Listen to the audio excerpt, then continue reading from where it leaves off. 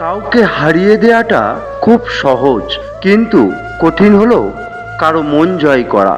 আমি সুদর্শন ব্যক্তি নই, কিন্তু আমি আমার হাত তার জন্য বাড়িয়ে দিতে পারি যার সাহায্য দরকার। সৌন্দর্য মানুষের হৃদয়ে থাকে, মুখে বা বাইরে নয়। তুমি তোমার ভবিষ্যৎ পরিবর্তন করতে পারবে না, কিন্তু তোমার অভ্যাস পরিবর্তন করতে পারবে, এবং তোমার অভ্যাসই নিশ্চিতভাবে তোমার ভবিষ্যৎ পরিবর্তন করবে। স্বপ্ন বাস্তবায়ন না হওয়া পর্যন্ত তোমাকে স্বপ্ন দেখতে হবে। আর স্বপ্ন সেটা নয় যেটা তুমি ঘুমিয়ে দেখো। স্বপ্ন সেটাই যেটা পূরণের প্রত্যাশা তোমাকে ঘুমোতে দেয় না। তুমি যদি সূর্যের মতো আলো ছড়াতে চাও, তাহলে আগে সূর্যের মতো জ্বলো। যদি তুমি তোমার কাজকে স্যালুট করো, তাহলে তোমার আর কাউকে স্যালুট করতে হবে না।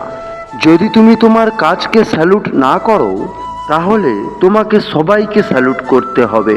যারা মন থেকে কাজ করে না, তারা আসলে কিছুই অর্জন করতে পারে না, আর করলেও সেটা হয় অর্ধেক হৃদয় সফলতা। তাতে সবসময় একরকম তিক্ততা থেকে যায়। তরুণ প্রজন্মের কাছে আমার আহ্বান হলো, ভিন্নভাবে চিন্তা করার সাহস করতে হবে। আবিষ্কারের নেশা থাকতে হবে। যে পথে কেউ যায়নি সেই পথে চলতে হবে। অসম্ভবকে সম্ভব করার সাহস থাকতে হবে। সমস্যা চিহ্নিত করতে হবে এবং তারপর সফল হতে হবে। এগুলো হলো সবচেয়ে মহৎ গুণ। এভাবেই তাদেরকে এগিয়ে যেতে হবে। তরুণদের কাছে এটাই আমার বার্তা। জীবন এক কঠিন খেলা। এই খেলায় জয় তখনই সম্ভব যখন তুমি ব্যক্তি হিসেবে জন্মগতভাবে পাওয়া অধিকারকে ধারণ করবে। সফলতার গল্প পড়ো না, কারণ তা থেকে তুমি শুধু ব্যর্থতা পাবে। ব্যর্থতার গল্প পড়ো, সফল হওয়ার কিছু ধারণা পাবে। প্রতিদিন সকালে উঠে এই 5টি লাইন বলো, আমি সেরা, আমি করতে পারি, সৃষ্টিকর্তা সব সময় আমার সাথে আছে, আমি জয়ী, আজ দিনটি আমার। একটি ভালো বই 100 বন্ধুর সমান।